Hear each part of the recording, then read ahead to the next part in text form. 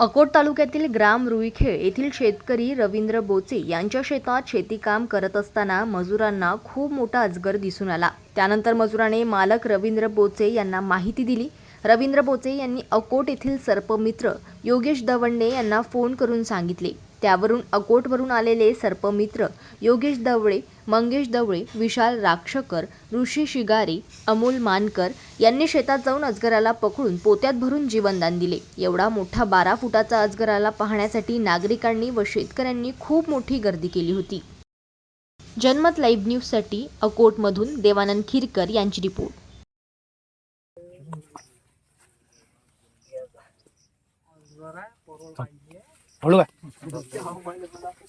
पायरे जातो एक नंबर